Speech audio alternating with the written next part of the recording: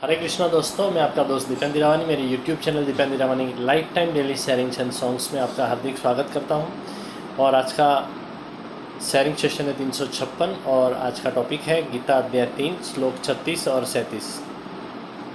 अर्जुन उवाच अथ केन व प्रयुक्तोऽयं पापं चरति पूरुषः अनिच्छन्नपि वार्ष्ण्य बलादिव नियोजितः।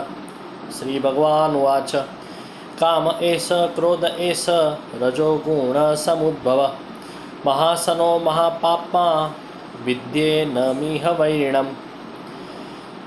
अर्जुन बोलता है, हे कृष्ण, तो फिर मनुष्य नहीं इच्छा करता है, फिर भी जबरदस्ती से पाप में किसकी प्रेरणा से पाप में जुड़ जाता है। भगवान कहते हैं रजोगुण में से उद्भव हुआ ये काम ही क्रोध है।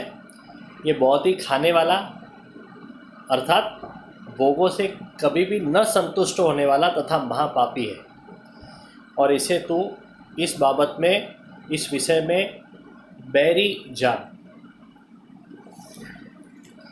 स्वधर्म ये जो प्रकृति अर्थात स्वभाव तथा खून के गुण के अनुकूल है, तो फिर मनुष्य इच्छा न होने के बावजूद किसकी प्रेरणा से जबरदस्ती से पाप की तरफ खींच जाता है।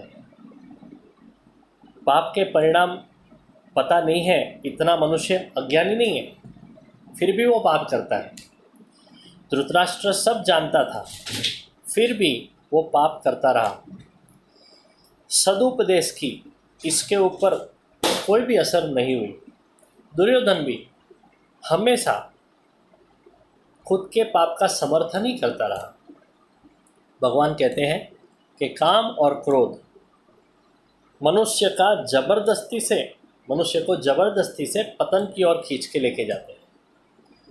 काम आया कि राम गया।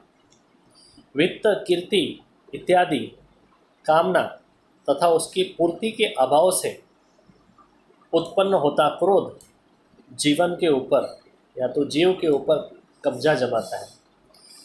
निष्काम तथा अक्रोध बनना कठिन है।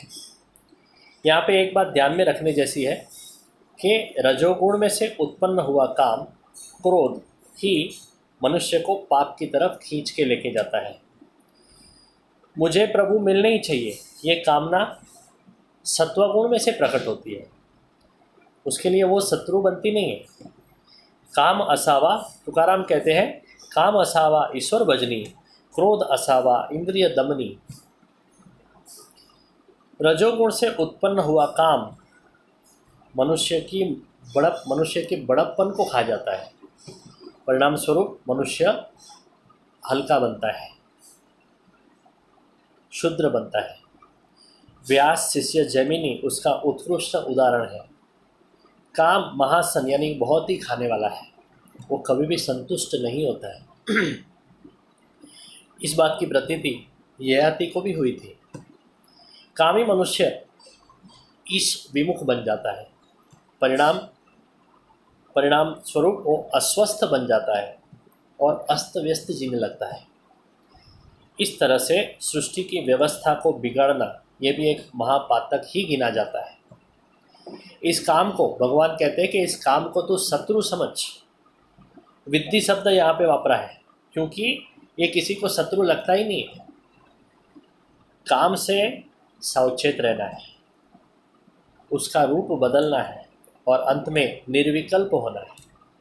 राम और श्याम, राम अने श्याम होते हैं पजवे ना काम रे, पल पल प्रेरे मने गीता ना श्याम रे। राम और श्याम जहाँ पे है ना, उधर काम नहीं आता है। और पल पल प्रेरे, गीता का श्याम मुझे पल पल प्रेरणा देता है। आज इतना ही दोस्तों। कल अभी हम गीता अगले मंडे को देखेंगे, तो श्लोक का पारायण करके रखते हैं। अध्याय 3 श्लोक 38। गुमेना द्विवते बैर्य यादसो मानेन च यथोत्वेनावृतो गर्भ तथा ते नेदमावृतम्। वसुदेवसुतं देवं कंसचाणूरमर्दनं देवकी परमानन्दं कृष्णं वन्दे जगद्गुरुं गुरु ब्रह्मा गुरुर्विष्णु गुरुर्देवो महेश्वरः गुरुर्साक्षात् परब्रह्म तस्मै श्री गुरुवे नमः।